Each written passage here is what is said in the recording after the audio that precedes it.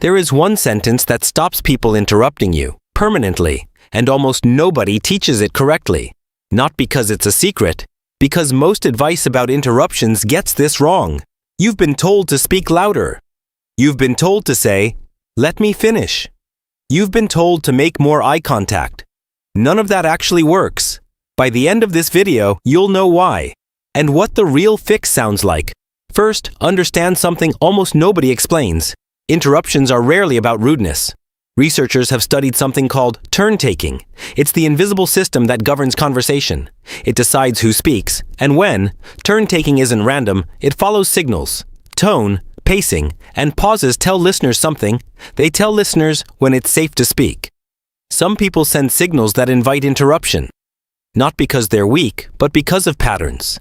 Patterns most people never learn to notice. Here's the first pattern worth naming. Upward inflection at the end of sentences. This is sometimes called uptalk.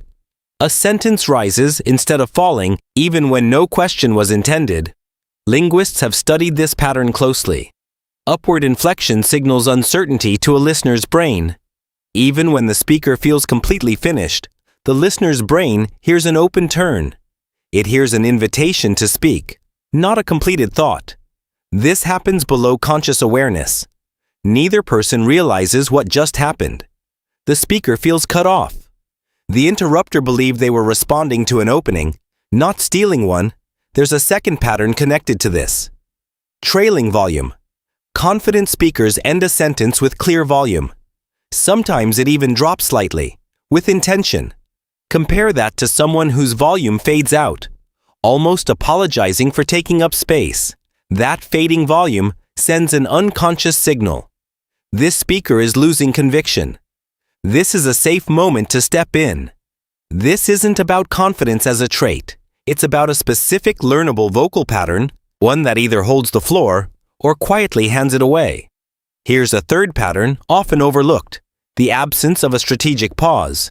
Most people speak in a continuous stream, filling every gap because silence feels dangerous, but that stream works against you. It gives no clear marker between thoughts, which makes people more likely to jump in, guessing where a pause might be. Instead of waiting for a clear one, confident speakers do something almost invisible. They use deliberate pauses, not nervous ones, chosen pauses, placed after a key point.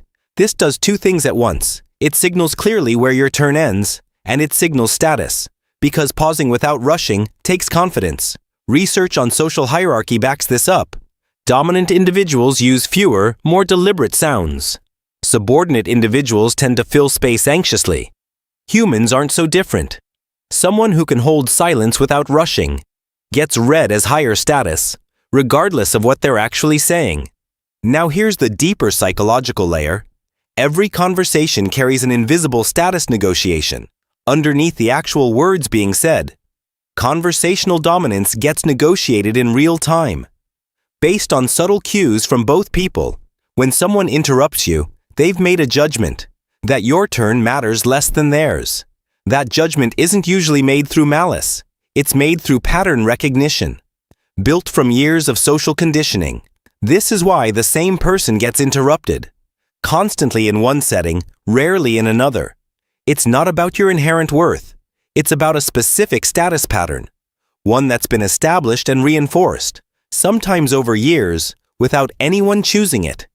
Here's why the common advice fails. Speak louder doesn't address the actual signals. It just makes the pattern louder. Let me finish is arguably worse, because it's a reactive statement said only after the interruption already happened. It reinforces low status in the moment. A single sentence in the moment isn't enough.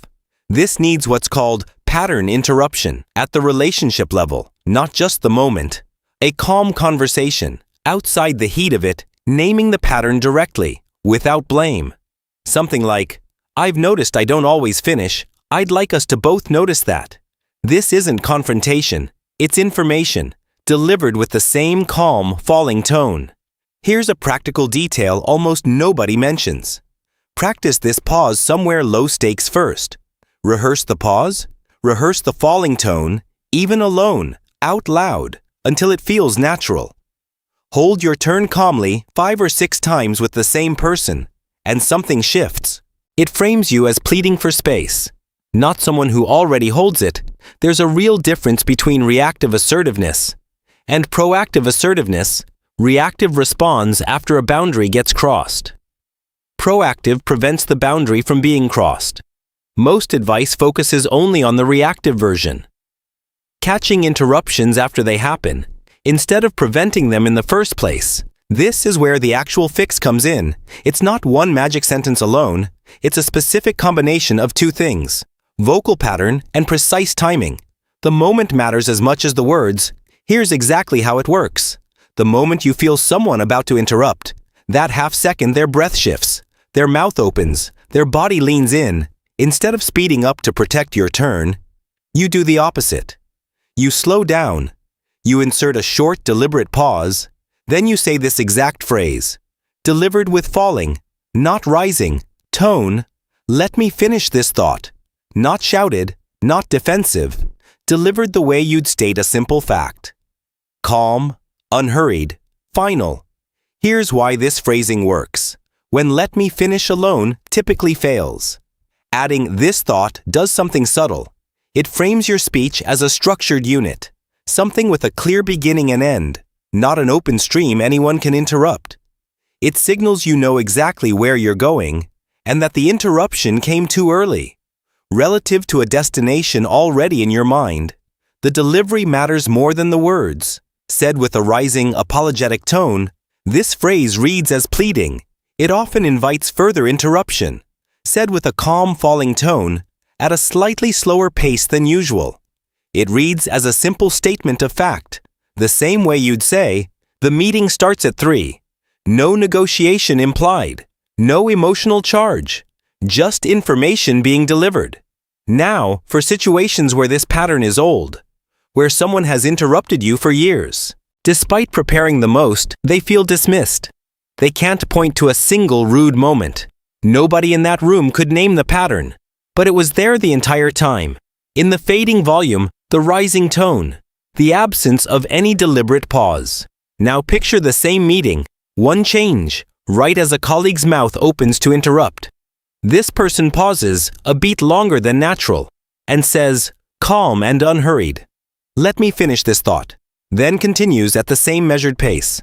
The colleague closes their mouth and waits. Nothing dramatic happened. No tension, no confrontation. But the room's unconscious status red just shifted.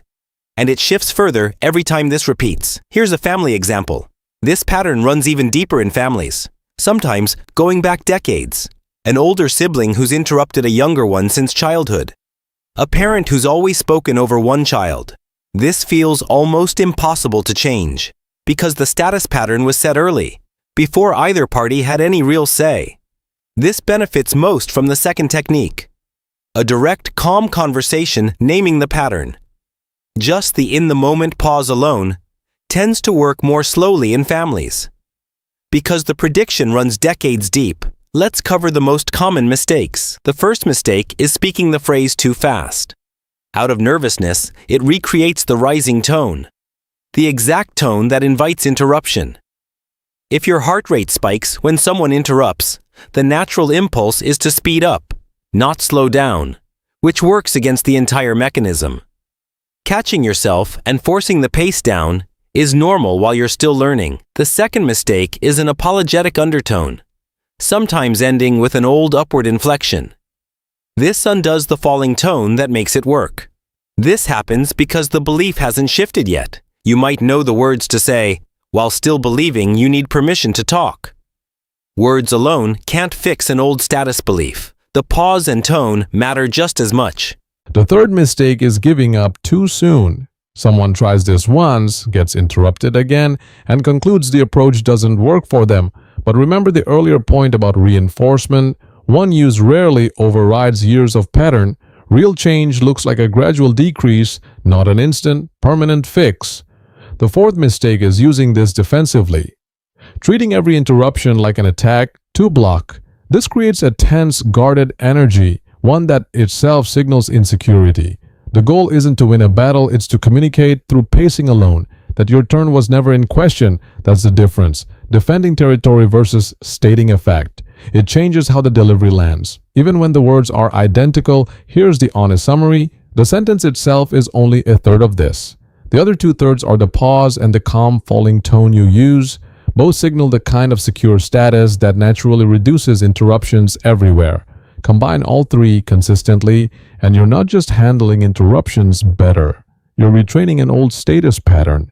This isn't about becoming louder or aggressive. It's about pauses that quietly communicate something without a single raised word that your turn was never up for negotiation.